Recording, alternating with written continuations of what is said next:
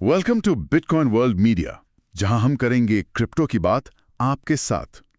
तो आज हम लोग एक बहुत ही हैरान करने वाले टॉपिक पर डीप डाइव करने वाले हैं। हाँ, और आज का टॉपिक थोड़ा सीरियस भी है क्योंकि बात एनफोर्समेंट डायरेक्टरेट यानी ईडी की इन्वेस्टिगेशंस की हो रही है। बिल्कुल, हमने ना ईडी की कुछ अहम रिपोर्ट्स देखी हैं और हमारा मिशन आज ये समझना है कि आखिर एक 2200 करोड़ का, हाँ आपने सही सुना, 2200 करोड़ रुपीस का ये एचपीजी टोकन स्कैम आखिर कैसे ऑपरेट कर रहा था। ये वाकई बहुत बड़ा नंबर है और सबसे दुख की बात तो ये है कि इसने हजारों भारतीय निवेशकों को बेवकूफ बनाया और उनका पैसा रातों रात गायब हो गया। देखिए, अगर एक आम इंसान की तरह सोचूं तो ये बिल्कुल वही बात हुई ना कि कोई आपसे आकर कहे कि भाई मुझे अपना पैसा दो, मैं एक जादुई पैसा बनाने वाली मशीन लगाऊंगा और दुगना मुनाफा दूंगा, और फिर अचानक गायब हो जाए। सही पकड़ा आपने, ये पूरा मामला बिल्कुल वैसा ही था।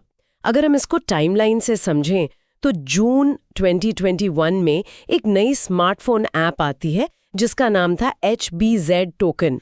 अच्छा, तो एक नॉर्मल ऐप की तरह ही दिखती थी ये लोगों को। हाँ बिल्कुल, और इस ऐप ने लोगों को लालच दिया कि आप जो पैसा लगा रहे हैं वो सीधा बिटकॉइन माइनिंग मशीन्स में जाएगा, जहां से रोजाना एक बड़ा मुनाफा आपके अकाउंट में आएगा।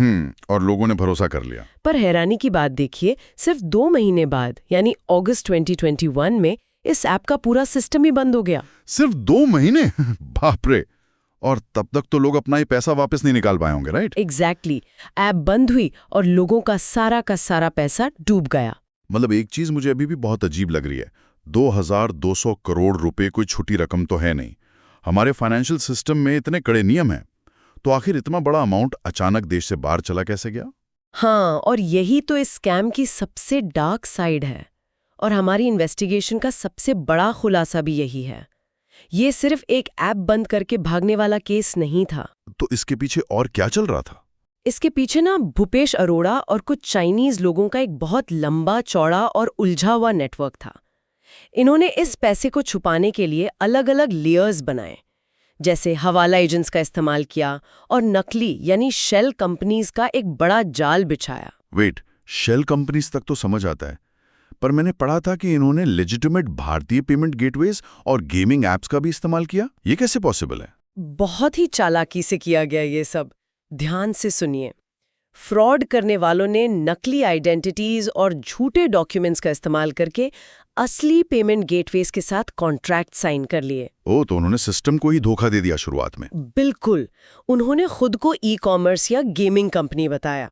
अब होता ये था कि जब कोई निवेशक माइनिंग के लालच में ऐप पर पैसे डालता तो पेमेंट गेटवे को लगता था कि कोई ऑनलाइन गेम खेल रहा है या कुछ सामान खरीद रहा है। सही है, तो मतलब पैसा डायरेक्ट उन नकली शेल कंपनीज के बैंक अकाउंट्स में चला जाता था और पेमेंट गेटवे को कुछ इलीगल नहीं लगा। हाँ, और एक बार पैसा उन शेल कंपनीज में आ गया तो उसे हवाला एजेंट्स के जरिए छोटे छोटे हिस्सों में बांटकर बॉर्डर के उस पार भेज दिया जाता था, ताकि पूरी चेन कभी पकड़ी ही ना जा सके। क्या बात है, ये तो पूरी तरह से एक अंतर्राष्ट्रीय साजिश निकली।